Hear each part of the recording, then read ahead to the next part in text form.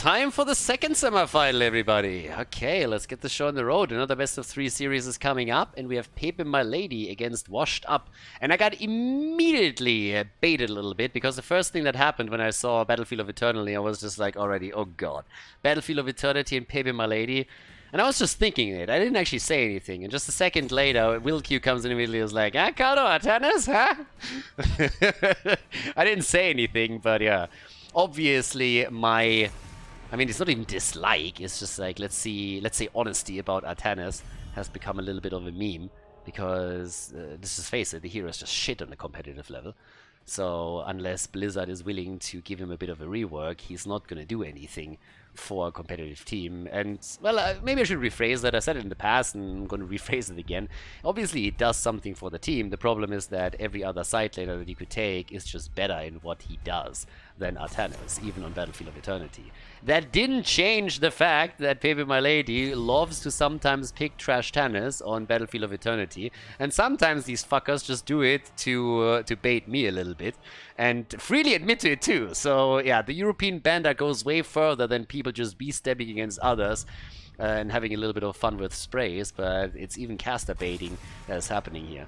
In one of the last tournaments, after they lost the initial map and got stomped, they actually went for Artanis, and apparently only did it because they knew that I would just sit there and like rant about it for a couple of minutes. So yeah, mission accomplished. This time I'm gonna pace myself. I know what's coming. I actually don't know. This is the semi-final, so points are obviously rewarded. I mean, the farther you go into the tournament, the more points you get. So right now we got Battlefield of Eternity, and it's time to see what Washed Up can do here. The team that already waits in the grand finals actually Feel the Heat, and they just stomped. They absolutely stomped through their bracket. It was ridiculous. Not only did they not lose a map, but the way that they won their maps was just crazy. They are definitely eager to have a rematch against Washed Up and show them how it's done here. But it will be an interesting one in this game now too, because pepeMLady has shown in the past that they can take opponents down. So might be, I mean, again, on a good day, I think they can do it. But Washed Up is obviously a tough team to beat. Then again, they are playing, you might have seen it already, with some subs today. So Ixia and Tai are both playing for Washed Up in this particular series. Now, Lauba's fan club doesn't really seem like they are playing any of the tournaments in this one. Lauba seems to be a little bit demotivated and not really putting that much time in heroes the past few weeks, and I guess that might have just put a little bit in the dent in the team in general. But with a few of the players not available for Washed Up, they actually subbed Ixia in and Tai. With Ixia, I would have actually expected that we see some Lucio or Brightwing play on his side, and he's one of the few Brightwing players that I don't get salty about. So instead, Dyla is the one to pick Lucio up, and we have Li Ming together with that. But Chromie is also getting picked here. So yeah, Chromie is in. But on the ban side, I mean, just look at the bans here. Imperius has played a huge part in the setups for Feel the Heat. Has now been banned out, ETC gets banned, Urel gets banned. It's a very melee-heavy ban pattern that we have lately, with all of those side laners in particular just murdering and creating so many kill opportunities that you just want to get rid of them. And then we have also Cassia now banned out too. And Garrosh as well, okay. That eliminates quite a few of the heroes that Wilkie usually plays. Johanna is still up, so I wouldn't be surprised to see Jojo coming in. That's one of the heroes that he oftentimes goes for. Nah, Muradin, the dwarf! Alright. Somebody wants to kick some ass over here. Okay. And they go for Jimmy. That leaves us with what? You guessed it already, the offlaner.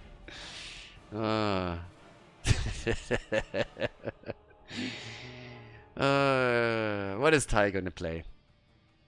Hazu and Blaze this time, apparently. Masquerade also doesn't have a frontliner yet. And let's have a look. Okay.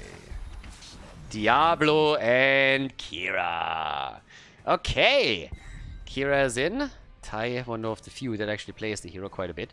And now Richu, I can't watch. Don't do it. Just don't. Just don't! Yeah, my camera crapped out too. That's interesting. That was a little bit unexpected. Okay, we gotta deal with that in just a few moments. But yeah, good to know. That was just in time. Draft is nearly done anyways. But what do we get? Deathwing! Way better. Better than what I was afraid of. Alright, let's go. Game number 1, everybody. pepeMLady against Washed Up in the semi-final of the Panda Cup qualifier number 2. Okay, so let's have a look at what exactly they can pull off right now on the first map. I mean, first of all, we got on level 1 stacking talent for Muradin. So that's the first one. We got our top lane with a Blaze against the Deathwing. So, Fireman against Dragon. Or Firebat, more so. Let's extinguish those flames. Either way, first game in the best of 3 series. We got the grenade build for Ana. So going straight into the biotic grenade over here. Wilq on the other hand. Ooh, the dwarf gets bullied, but he survives. Yeah, so the dwarf gets out. Level 1, also with the ether walk right now. And, well, let's have look down to the bottom of the map. That's currently our setup with Nick. Hazu Ops. Yeah, careful, bro. Says the boss on the way out, but this time he doesn't make it. Gets taken apart, and, well, that was a good first kill for Washed Up. Nicely done. Top side. Masquerade is pausing the game again. They already paused it a little bit earlier. Seemed like he in particular had a problem. Probably gonna be some issue on the side of Hazu again. We had that in the past already a few times. And yeah, tech issue difficulties. 3-2-3 moment right there. In terms of talents, by the way, we still got the Exterminator as a level 1 choice. So obviously after the recent patches, now you can go into different talents anymore, again, depending on the map. But Exterminator is still pretty much a given whenever you play on Battlefield of Eternity, because the talent is just absolutely nuts against the Immortal. And Jimmy can literally solo carry all of this. Now with the kill against Jimmy, we have the camp at the bot lane attacked right away. You have the advantage, you have a 5 versus 4 for just a little bit, so you're just going for the camp, you zone out the opponent with your tank, and you get the first camp right there.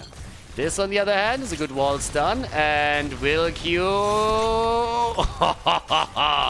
he is really, really having some trouble, isn't he? I mean, they're using him at a punching ball in pretty much every single engage that we're seeing right now. Sesepos, on the other hand, he just came back and he's already low again. Masquerade is just dominating up there at the front and terrifying the opposition. So, pretty impressive performance by him up to this point. At least in the early game, Diablo proves to be a menace in his hands. I mean, he's a fantastic Diablo player anyway, so don't get me wrong. But he is really putting a number on them. Just look at this.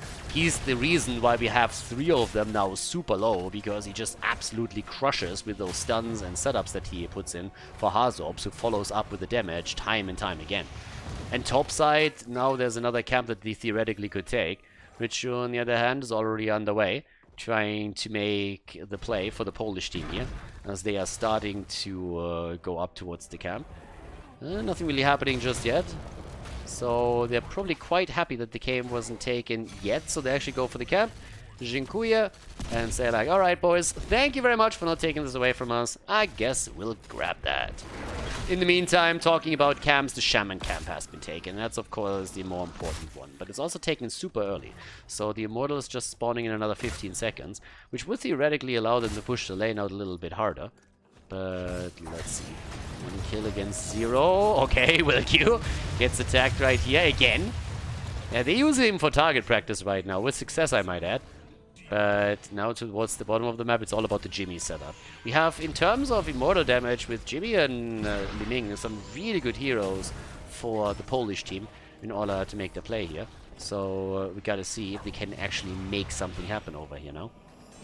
Because so far it hasn't really looked too good in terms of... I mean, I don't want to say kills, but just team fights in general. Now that Nick is isolated, on the other hand, it seems like they're going to grab their first kill in just a moment, and indeed they do. So that's kill number 1, and all of a sudden the map is open a little bit. They're losing on the halftime show, but there's another Stormbolt connecting, and if not for Masquerade, Ixia might be dead already. He's still able to make it a little bit farther out. Wilq! Ixia. So damn low. My god. Yeah, that was a bit nasty. That could have been the end of him. A kill for a kill. Okay. Now we got the jump on the left side as everybody is moving on to the final few hit points for the Immortal, and it looks more and more as if pepeMLady could walk away with objective number 1, and indeed they do. Okay. Yeah, it's not level 7 yet. Nick dodging out on the damage. But again, Masquerade just diving in deep. Can you imagine how this is going to look once that he has level 16 and he can go for the double stun? He's just going to absolutely murder them. So it's going to be more than a little bit trickier, I think. Yeah, push topside now. 7-6. And there's the Skullcracker. The talent advantage is giving them a bit more push potential. And it's a 5 versus 4 as well. So they should be able to do a lot of damage here. The shield was not really a big one by any means, don't get me wrong, but still, this is a chance to maybe even take the fort down. If not the fort, then at least the fountain. Wilkie, on the other hand, in trouble again, tries to jump out. This time he might actually bite the dust, and indeed he does. Muradin down, Deathwing flying away again, and Masquerade is just moving out of this, but the fort falls regardless. Nicely done. Yeah, 4 down. Get the kill. They go for the dragon. Yeah, fake dragon attacks real dragon. Yay! Shut up. That nasty gnome over there. Oh my god. It's like, seriously. Some people, are, by the way, they still have the misconception that Chromie is actually a dragon. That's obviously not true. No self-respecting dragon would give itself that particular form. So think about it, just from a logical standpoint. What is more likely? That you have a dragon that runs around as a gnome, or that you have a gnome that is mentally ill and has just some absolute hallucinations going on and thinks she's a dragon? What's more likely here? Just be serious for a second. Like, what's more likely? So, I know there's this meme that Chromie is actually a dragon, but obviously it's not true. I mean, just pure logic brings you to that conclusion. What's also not true is that this game is going well for the blue team. Despite the fact that they just were able to get the first fort destroyed, they lost 4 heroes right now. 4! And, well, you're gonna take another look at that, because, oh boy, that was a kill series. Cesarus was the first one to fall, and then they just take him down from there. Now, Deathwing died towards the end then as well, but they are just absolutely crushing through this. Holy hell. So, despite the fact that they lost the first objective, and to be fair, on the objective, they are a little bit weaker in terms of pressure on the Immortal. But in team fights, as you could just see, they are doing well. And I'm still talking about the possibility of Diablo later on after level 16 to just murder them pretty much on his own. So, there's that. But again, in this, we got the unrelenting strikes, and the second objective is now on the map. And only one team has taken their shaman camp. And the blue team isn't really aiming. Well, actually, they're starting to make the way over. I don't think they can. They can't really spend all that much time over there. But Jimmy is actually doing it. So they give up the halftime show for free at this point, which is a little bit nasty. Nano boost on Chromie now available as well. Okay, there's the flip, and Muradin gets wall stunned, and the Will Q is dead. What a beautiful combo execution again by Washed Up. Nicely done here. Yeah, level 10 versus level 10 right now, so one of the reasons why they didn't really try to defend this a little bit more aggressively is that they did lack their heroic abilities. Didn't even poke from the outside though, and now they are stuck at the wrong side of the map, so even with level 10 abilities, they are not able to make it towards the top in order to defend this properly. So that's a big issue. And I gotta admit, Washed Up is doing really well, despite the fact that they're playing with 2 subs here. So they are doing fantastic, and it just also shows how good Tai and, in this case now, Ixia are currently integrating. They obviously already played a few matches together in this tournament, but it's still pretty impressive how seamlessly a lot of these combos are working out right now. Yeah, Will Q is getting attacked. Okay, Nick is just whirling around, but that was pretty much just for show, didn't really hit anything there. The fight continues though, as Hazorps is trying to shell the shit out of them, out of the back line with those sand blasts. They're trying to go for Will Q again, and he eats the full barrage here of the Dragon's Breath. There's the combo, the Apocalypse as they're moving in, bunkering up as Ty is trying to move out, but he gets dropped. Nicely done. The counter kill against Deathwing at least. The wall is falling, and now they're trying to make the play for the 4-2, and they're going to get it as well, aren't they? Once again, Nick is jumping into the backline, but the penetrating route is quickly taking him down as Jimmy follows up on the skill shot with a few well-placed auto attacks. The Fort still eliminated. And a big lead in experience now for them. 12 against 11 with a level 13 talent coming up in just a moment. Alright. So, with this, top side, Masquerade is currently taking to it. Chromius is sitting on 33,000 damage. 31k for Li Ming. And they have a bit more control on the map, which allows them now to take the camp. I mean, for Washed Up, this didn't really go too bad. I mean, you look at the kills against them and you think like, oh my god, what just happened? But then just look at the minimap. The fort is down. That's all that you really want to do. If you can save those targets, of course, yeah, you still want to save those heroes. But the more important thing was really to just get that fort destroyed, and that's exactly what they did. So the structural damage is actually enormous, and they're still ahead by an entire level. So it's an easy one right there. Same time now. We have topside camp taking 2. Ty is pretty much alone. He's not going to make a commitment there. Everybody else was a little bit too slow to help him out here. Level 13 talents, as I said, are ready for Washed Up. And the important part is that once they have level 16 available, Diablo is going to be an absolute beast to deal with at the front line. Okay, so down to the bottom. I mean, this one has taken a little bit of damage too. I mean, generally speaking, it's starting to even out a little bit. It's really that level lead that is a bit of an issue, because it could lead to a talent advantage later on. But let's go. A little bit of poking happening, trying to go for the fountain. Hazu gets a bit more damage in. Bot side, similar picture actually. They're also, of course, going to try and take this one down, but now that they know the rotation is coming, Wilq is moving back, and rightfully so. Has his healing static now on 13, so that helps him with survivability, at least a little bit. Chromie already has her 16, so we have Shifting Sands in play. And they go, as does the blue team, again for the Shaman camp. So a lot of pressure on the top and the bottom lane, but in comes the attempt to get the halftime show. And this is Jimmy, baby!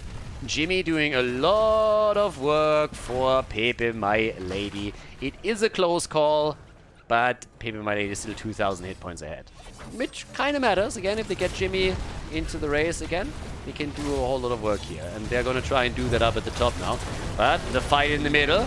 Jumping in first, Deathwing, big commitment, goes for the ult, and the bunker saves the ass. Wilq with the avatar, but look at Nick and Hazu, both of them are incredibly low. Nick is zipping around, there's the kill against Wilq. Chromie is dead too, they're trying to go for the double kill. Li Ming is already falling, Assessabos is also in trouble, he gets the kill against Ana, but he himself is also dead.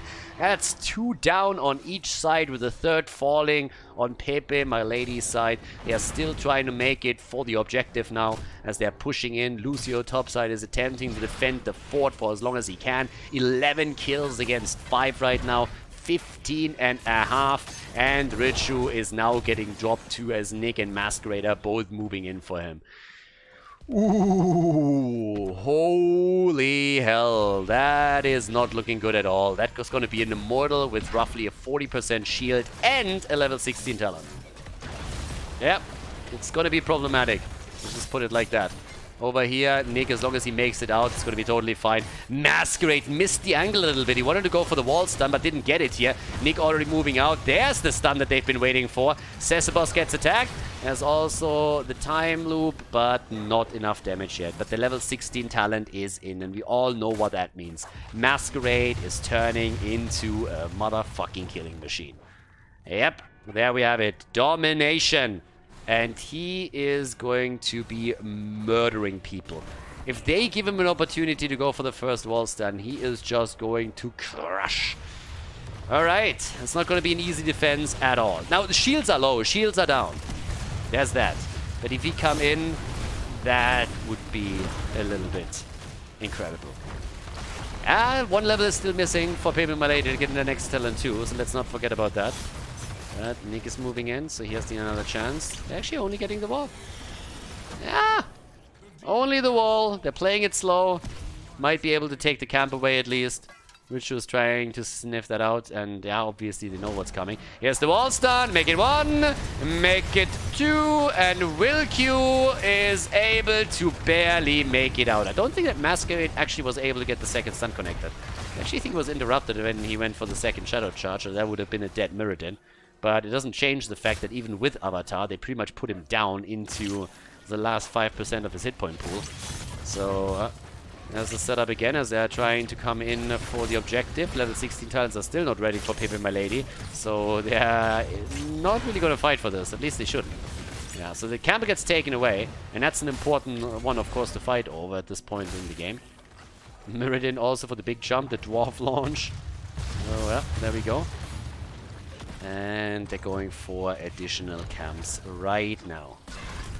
Yeah, down to the bottom of the map. That's where we currently have the first commitment here to the next camp before the next objective comes up. Shut up! I didn't press that button. Yay! Fucking Chromie. Unfucking-believable. Alright. Maybe even a fight here all the way up at the top before we're heading into all of this. Yeah, guys, again, while we're waiting for the fight to actually pop up here, if you want to support my work on YouTube and Twitch and Esports, and check out patreon.com/Khaldor. Support is always appreciated there, so thanks a lot. I'm trying to keep Heroes a little bit live a little bit more since Blizzard has abandoned it, and it would obviously go a long way. So thank you very much for everybody that's already supporting me over there. And let's see who wins the Immortal right now in this setup, because at this point it's just them racing.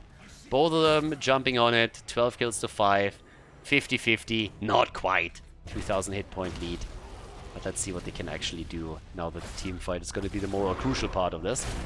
Masquerade, yeah, Riches up the front, can't stun the dragon. That's the one thing that he has going for him. But let's go. I would be terrified of Masquerade too right now. WillQ is there, alright. And everybody gets away from Masquerade. Who's, by the way, at full stack, so obviously he's in a really decent spot here when it comes to his hit point pool, right? Richu's jumping into the back line, gets his ult out as well. They're really starting to push them back here. Okay. Yeah, the poke from Hauser is also not something that you should ignore. That obviously adds on top of it too. The entire time Ixia's getting the pew pew pew out, but they were low. They were really low. And Masquerade can't find the angle right now. He's looking for it, but he can't really find it. Mirrodin has his avatar out already. Gets flipped over. There's also the... Oh my god! Gets bullied into the wall, and Chromie comes in with a final hit. The kill against Mirrodin kicks us off in this Immortal fight as the bot lane gets still pressured by the camp that was previously taken by Washed Up. Richu is low. We're 17 minutes into this game, and all of a sudden there are opportunities galore for Washed Up. Another wall stun, and there's the kill. Chromie, Nick on his Kira. They all go for Gore Rider, and Masquerade comes in with another hit that allows Nick to get the final hit points removed. 19 to 17. They have not only 3 times the amount of kills, but they're 2 levels ahead now, and they go for another Immortal. Washed Up, they are looking to take game number 1, and they are doing a fantastic job right now. Mad damage output from Chromie in particular, 70,000 at this point. Man, 54,000 also from Nick. Let's not forget about that. I mean, Nick is pretty much as the second highest damage dealer on his team, on par with the top damage dealer of pepeMLady, Li Ming, sitting at 56,000 right now. And both of them, look at Masquerade and Nick, just wrapping around here, hoping to get a kill, double checking if someone is sitting in the smoke. That's not the case. But that bot keep is pretty much gone. I mean, good luck with that. Diablo has never died, by the way. The tank hasn't died once, compared to the Mirrodin, who has already fallen 5 times. There's the level 20. They come in, wall stun, and he gets bullied. That's the kill against Jimmy. He's down. WillQ is also low. He gets completely wrecked apart. The axe flies behind the core over here. Lucio is dropped from the skies. The keep is down. Richu is barely able to move out with Deathwing before he gets turned into Deadwing. And now we have the core attack. The Immortal still in play. And this is going to be an easy first game for Washed Up as they are taking the victory on Battlefield of Eternity against pepeMLady, ladies and gentlemen.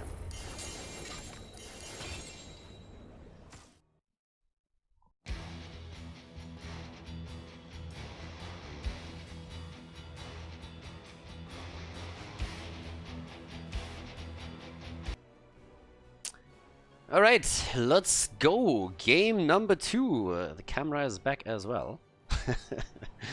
Again, new camera, new equipment, and it might be that I have to look into a different power source for that thing, but for now it seems to be working again. If it craps out once more, then I'll definitely have to switch things around a little bit. But now that we're heading into the second map of Cursed Hollow, let's see how long this thing survives. So first of all, we got Tracer banned out, and we still got Urel eliminated. pepeMLady is obviously behind, and I'm a bit surprised that Cursed Hollow is actually the map. I mean, again, if you go up against... It's obviously the map pick of Washed Up, right? But I oftentimes see that map banned against them, which isn't really the case this time. Question would have more so been, what else do you ban against them? But then Washed Up also played a lot of Towers of Doom, where they're really good, so that's another one. And we'll see. I mean, either way, Greyman gets now banned. He's, of course, also fantastic when it comes to control over the objective. I'm pretty sure that we're going to see Jimmy with Exterminator again, if one of the teams is eager to take those two bosses. But first of all, the last ban, and that is going to be Imperious. Okay, so first big territory, and what's it going to be? What are we going to have as our first pick on Cursed Hollow right now? What are we getting? I mean, honestly, at this point, I don't really know. Maybe they're going to pick a tank for Wilq. It's interesting also that this time, at least ETC didn't get banned out, but Cassia is also still up. So you're just sitting there like not quite sure. Either way, even if ETC is now picked away, Johanna will likely be still available. And that's another hero that the Wilq plays a lot. So we'll likely find out if he's going to commit to one of the two now. But first of all, the double pick for Washed Up. And I really want to... I mean, honestly, it would be great to have a bit of a different twist here coming in from Washed Up. But they're starting with an oldie but goldie. Anna and Li Ming, both picked by the sub players that we have. So the substitute players for the standard setup that we normally have for Washed Up here. So Tai and Ixia with the two. And that's an unboosted Li Ming combo that you're pretty much looking for. Nobody else made a commitment yet to anything else. And this is what I meant, because with Hazu we could always see a little bit of a curveball thrown at some point here. So we'll give with ETC pretty much as expected. We got Rhaegar now too. And, well, what else are we gonna have? Bans are coming through first. There's a Deathwing ban. Eliminating that. That's of course something that especially Richard has played a lot already. Maybe we saw on the last map. Might be another one for them. And let's see, what do you ban out here? Because I mean, honestly, you could just ban Diablo again. Masquerade has so many picks that it's pretty difficult, if not impossible, to ban out a frontliner, but he could just absolutely demolish. Nick has been playing a lot of Zeratul too, so he gets banned out first. And yeah, that keeps us with a lot. I mean, you could play Kerrigan too. So there's just so many options for them right now if they really want to go aggressive with this. It's always insane if you're banning against Washed Up, because you're sitting there and you want to ban like 50 heroes, but you just simply can't. So it's like, what are we gonna do with that? Yeah, Hazu picks Blaze, and there is Mai. Yeah, Masquerade. Okay. Kind of blanked on her a little bit, but yeah, Mai is obviously still available. Which brings us to Nick. Is it always scary when you have Nick just sitting there and he hasn't picked yet, and he's just like, just show us what you're gonna play? Just tell us so that we can try and prepare at least for it, but of course that's not gonna happen. pepeMLady has to make the choice before that's the case. So, yeah, Richu and Go Rider. That Panda! Finally we have a Panda in the Panda Cup! Hell, it was about time. I didn't have one in number 2 here. Kira is also taken, so Nick can't play her. Which, are they trying to force him into Kerrigan, or what's happening here? You guys sure you want to do that? No, but what are we going to get from him? Yeah, Nick is just an absolute beast no matter what hero you put him on. The more aggressive the hero, the better for the team, I say. But, yep. Maiev, alright. We didn't get the Ultralisk Maiev yet today, but we're getting the Nick Maiev. Equally terrifying. With that said, Cursed Hollow, ladies and gentlemen, is the map. So let's jump in map number 2 in the best of 3 series here in the semi-final. Game on! Our second map, pepeMLady versus Washed Up. And we finally got the Panda in. It is finally Panda time. as Richu is pandering to the audience.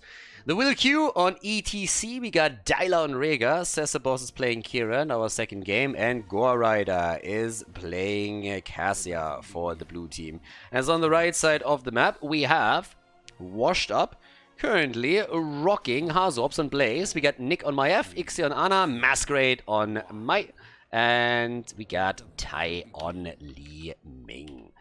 Alrighty, so first of all, level 1, Naisha's momentum already over here. We got for the Panda, the Eye of the Tiger, stacking for Cassia. Tai is asleep on the wheel here with his little cloud. Well, let's go for it. Let's have a bit of a party and see which team will win on the second map. This could, of course, be where we decide the semi-final and see Washed Up move on to the grand final, especially with the way that they are starting this one up, getting the insta-kill against ETC. But on the other hand, pepeMLady has the potential to win the map and then force game number 3 out of this. So, at this point, we got on level 1 the finishing touch here for Kira. Alright, let's see what she's gonna finish. A little bit of slide setup for Masquerade, the real Silver Surfer over here. Screw the Genji on the surfboard. Yeah, Nick on my F. I mean, yeah. Anything that even resembles a melee assassin that Nick is playing is just always putting the fear into the hearts of the opponent, and for good reason. Masquerade over here is just dodging around and is forcing a reaction out of them. I mean, pretty much with Mai just sitting there. So what's happening is, as long as he sits there, he is forcing more heroes from the blue team to move over, because there's always the chance that he makes a commitment and that someone else is moving in together with him. Now, this wasn't really the case, but they can't know that. So they have to keep someone else around just in case that there is actually a second hero hiding somewhere and they're trying to steal that camp away. Now, as soon as you commit those forces, it means that you're missing out on other lanes, and that's always a bit of a small victory. I mean, it's nothing major, it's nothing big, but it just adds up over time if you make multiple play like this. Another pick right into the basic attacks here with your gain, your pain, my gain. I wish it would work like this at the gym. But, yep, with that we have now a level 4 on both sides, and obviously the trade talent picked once again for Mei. Off we go. ETC, careful. And Nick is already sitting there on his little Billy mount. He's just trying to rush around and see if he can already terrify the next one. Get a tether in, like here for example, and put some extra damage on the board. Dyla is already experiencing that damage firsthand. Top side, nice! Good combo! Trying to go for Richu, but the Panda is just a little bit too good at this. So yeah, jumping out quickly. Good old Panda time over here. Not much more than that. The first objective is up on the other hand, and now it's the time for the Will Q to show that Mai is not the only one that can slide through opponents. ETC is just like, hey, I was here first, stop copying my shit, man. So in this case, the two of them are just gonna go for one power slide against the other, so to say. But it's time for the first tribute. And that's what they're going for. At the same time, Boss and Nyx had a bit of a battle at the bottom of the map, and Nick was looking to get the kill. Couldn't quite make that work. But yep, with that, here comes the next approach up at the top, and it seems like, yeah, okay, there's the old trade coming in. Masquerade is able to move out, but there's the stun as Blaze turns all of a sudden the heat up a little bit to get that stun connected. They can't follow up with another kill. Masquerade with another interrupt right here, and they are just keeping this tribute in play. Longer and longer and longer. Tai is already attempting to poke the entire time from down here at the bottom. Gets another setup against Will Q and a bit of damage connected. Will Q the one to zone him out the entire time here.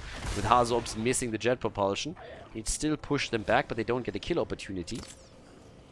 And off we go. Level 7 talents are now in. Richu gets attacked now too, but they're starting to slowly get control over the tribute. Or at least the tribute area. So, yeah. If he can maybe make it... Oh, okay, nice. Dodges them out. Nick comes in. He rotated. Kira isn't here yet. 5 versus 4 for just another couple of seconds. The wheel queue is already low. It gets attacked. And ETC goes down. Richu trying to jump out here, but he's in trouble as well. And once again, we have another combo coming from Li Ming as Maiev tries to come in for another hit, but Nick getting it a little bit too deep. He goes down as Rhaegar comes through and goes for the bite, and now Ixia himself is exposed. The sleep dart connects, but Ixia... Oh, Cassia falls. Ixia gets away, and Hazo is also eliminated. So we have 2 kills against 3. The tribute, on the other hand, has been channeled by the red team. Boss is up on the map. Washed Up has the first tribute. And we have 3 kills against 2 in their favor. What a setup up at the top again. And Ixia surviving was honestly insane. I mean, that sleep dart was the only thing that really helped him to make that happen. But that should have, could have, would have been another kill. It was pretty close. So they're going for the next objective. Another tribute is already about to get channeled. Will Q is sitting here at the side. Tai is not going to let him come in too close. But there comes Masquerade, and Sleep Dart is in too, and he eats the full combo out of Tai. So another big hit, by the way, by Cesabos as he's coming in. There's the slide, and Tai is kept alive by Ana. We have the channel. Masquerade is coming in to interrupt it again. Blaze is still sitting all the way up at the top as the trade gets popped again by Masquerade, and he slides in to go for Dyla. The problem is that now he's starting to really run out of tools to keep himself alive here, and that means that Mai is down. Mai is eliminated, and that is a tribute for pepeMLady, and also an earlier level 10 ability. They got heroic abilities, and at least for now, they're looking solid here. We got Ancestral Healing on Rhaegar. No blood loss this time. And in comes the hit as they're going for boss again. With 4 heroes, a quick commitment. Top lane gets pushed out a little bit. Maiev in the mid lane is doing more or less the same thing. And this is a 5-man down here, so nobody is really going to sniff that out and then deal with it. So the immediate reaction is that the red team is trying to get their own boss topside. They are a little bit slow on this one, so it all comes down on whether or not the blue team is going to try and rotate over and take 2. And that's exactly what they're trying to do. It's level 10 ability against level 10.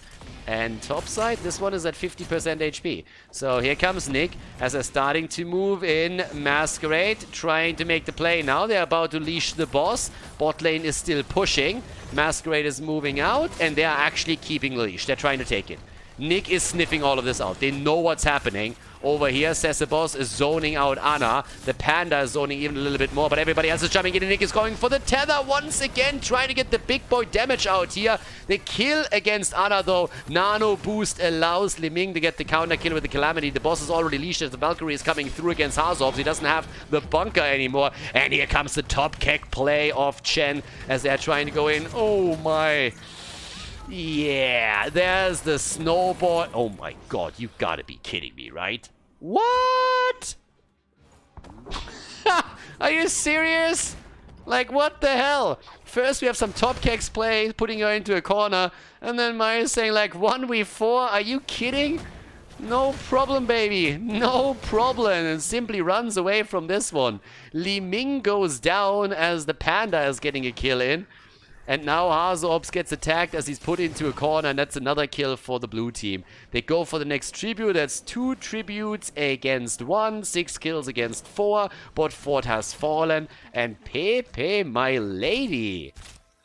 Yeah, they are all of a sudden looking very, very solid here. Damn, son, didn't expect that. That was actually pretty nice. They didn't get the second boss, but hey. And Nick is also getting attacked here. Will Q is coming in and is like, oh, juicy, juicy, juicy. Let's steal that away right now. I mean, maybe someone can whip Washed Up into shape as they are now trying to fight for the camp. Mai is already moving in. Here comes the kick play, but the camp is already taken. The Panda low, and the Panda gets healed as Rhaegar comes in. ETC and Kira have both fallen on the other hand. So, yeah. Wie gewonnen, so zerronnen. 6 kills to 6 kills. And a tribute up, but that's not the only thing that's up. That boss is still available, and they are going for it right away. So, yeah, so far so good. At this point, we got also another tribute up, as I said, and they need to win this one, but Kira's now back to business. The boss is already getting taken. And with that, we have the camp committed to, or the tribute committed to. Everybody is in. Tai is all sniffing it out. They're going up to the top. The tether, and Gore Rider goes down. And they're going for more than that. They want more than only Cassia. They're looking at the Panda. They're trying to go for the kill. There's the double stun. And oh my god, Wilq, he is so getting wrecked by this. Again, a keg play from the Panda. But if you think that pepeMLady is happy about this development, you couldn't be more wrong. Nine. Yeah, they're very unhappy, as you can hear. They're not happy about this at all. They were a little bit ahead, but now they're starting to fall behind. And that's a 4 down. That's a loss of experience. They're a level behind. And there's camps now getting attacked as well. So with this, Richu is coming in, trying to go for Nick. And... oh, that fucker. Did you see that? He's just like, don't worry, guys. I got this. And they're going straight in for the next team fight. Caesar Boss is getting healed by the Ancestral. As the setup as Cassia is coming in for the damage. It's party time as ETC comes in for a quick hit, but both of the supports are down. Nick is trying to get away. I don't think he can make it this time, but Mike keeps him alive. As we now have the top keep taking mad amounts of damage because of this push. And while the fight is going on, this one is falling. So they can't really afford a lot more time here. And there's a channel on the tribute now too. But let's take another quick look at that play. That's how you steal a camp, baby. That's how you steal a camp, right here. You come in from the side, you go for the avalanche, and you just simply roll over and claim it. That's how you steal a camp. Just in case you guys weren't quite aware of how to do that properly. That's what that hero is for. That's what you do with that ult. 7 kills against 10, nearly level 16. The curse against pepeMLady, and it is going from bad to worse. Let's not forget, this is a 10-second on the boss over here. So another one that we should actually check out. Everybody's starting to move down to the bottom of the map in an attempt to take another fort apart. But level 16 talents are now in. Let's take a quick look at the damage, by the way, too. We got 32,000 for Li Ning. 32k, same as Cassia has right now. Yeah, and in addition to that, we're also looking at 9,000 damage for Ana, more than Rhaegar or ETC, just saying. And they're stealing the boss away. Or at least they're trying to. They have the level 16 talent, and they got the avalanche. They got the snowball again. So Masquerade is already in place. He's just saying, boys, I showed you the last time. I can show you again if you want to see it once more. And, well, there it is. Boss is taken. The cage is down. Here comes the Panda with the top keg plays once again. And jumps out just before Tai is able to get some damage onto him with another boost. Yeah, good. Good part so far. This is starting to get more than a little bit problematic because bot lane is now absolutely getting shreked right now. 10 kills against 7, 17 against 15, and this wall is about to fall. They're starting to go in.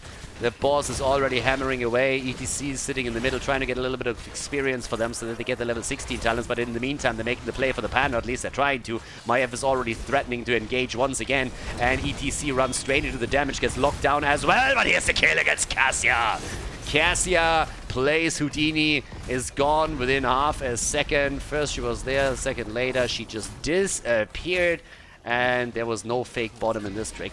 So now that we are moving on to the core, it seems like this might just be the end of the series, might just be washed up, moving on to the grand final as once again Chen is committing to the keg to try and create a little bit of space for the team here. Lockdown attempt though, Richu in trouble.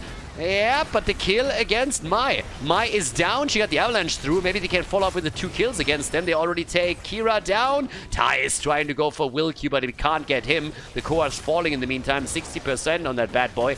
As they have more and more heroes coming back to life, coming back from the Nexus in an attempt to save this one. Li Ming, she's still there, but it's not going to be enough. A 2-0 victory is imminent as Washed Up takes down pepeMLady on Cursed Hollow and advances to the grand final to face off against Feel the Heat once again.